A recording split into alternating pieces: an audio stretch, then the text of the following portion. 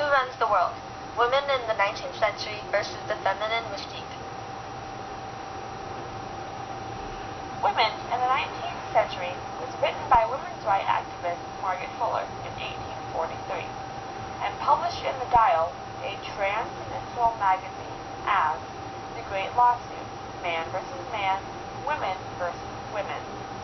It was later expanded and republished in a book form in 1845. In the article, Fuller emphasized the values of women and how they could better mankind if given the opportunity to. Fuller was optimistic, saying that we are on the verge of a new awakening. The Feminine Mystique was written by Betty Friedan in 1963. In her book, which she originally intended to publish as an article but no magazine would publish it, she explored the unhappiness of mid-20th century women. After its publication, Friedan helped to found and become the first president of the National Organization for Women, an influential feminist organization. The feminine mystique was an idolized image of which women tried to conform to, despite their underperformance. Alvin Toffler declared that feminine mystique had pulled the trigger on history.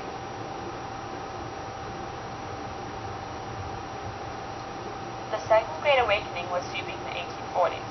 The Transcendentalist movement, the Abolitionist movement, the Women's Rights movement, whose multiple leaders included Susan B. Anthony and Elizabeth Cady Stanton, and others, sought to reform the country.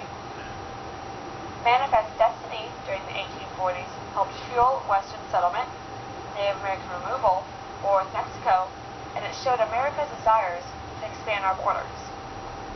President James K. Polk was a strong believer that the United States had a manifest destiny. The Mexican-American War, which marked the first U.S. armed conflict chiefly fought on foreign soil, began on April 25, 1846, and ended when the Treaty of Guadalupe Hidalgo was signed on February 2, 1848.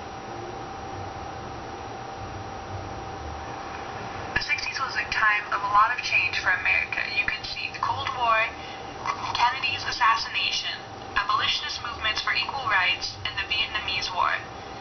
Many abolition movements, including the March on Washington that happened August 28, 1963, worked towards meaningful civil rights laws, a massive federal works program, full and fair employment, decent housing, and the right to vote with adequate integrated education. You can see these are all very similar to what women had been working towards for years, and you can really see the parallels between the two groups. Women in the two eras. In the 1800s, where they would stay in the home and cook.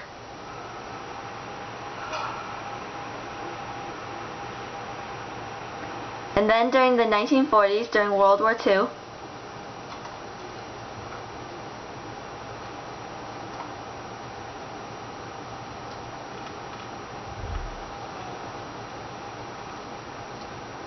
And back in the years after World War II, where women returned to their roles in the house.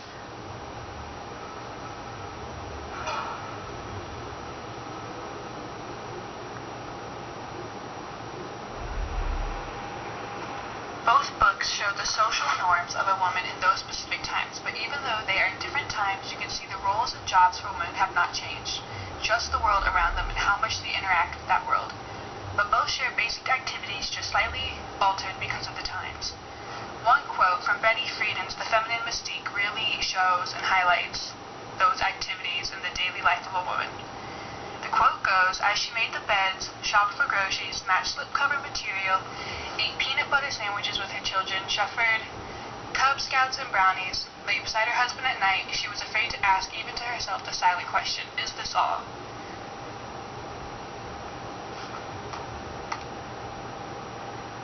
Differences.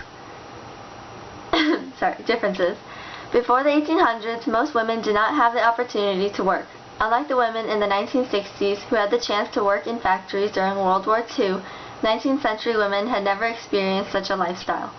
Therefore, women in the 19th century had a more intellectual and spiritual approach, while the feminine mystique was based more on the realities of the day and age. For women in the 19th century, the author used more religious examples to make her point, while the feminine mystique used personal experiences and observations of women who were displaced back into their homes after the men returned from war. Images of Margaret Fuller. Images of Betty Friedan.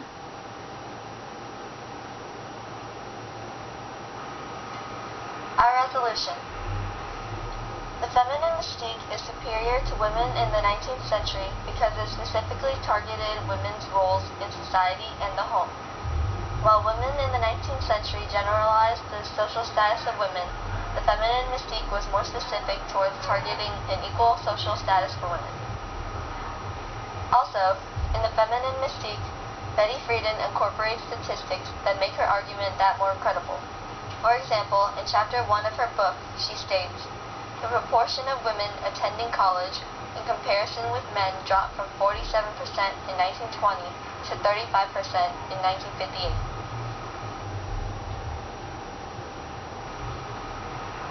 Author of Women in the 19th Century, Margaret Fuller, based her article on her personal opinions, while author of The Feminine Mystique, Betty Friedan, based her book off of a variety of women's perspectives. More women could relate to the feminine mystique because it was generalized and used real-life sources and experiences.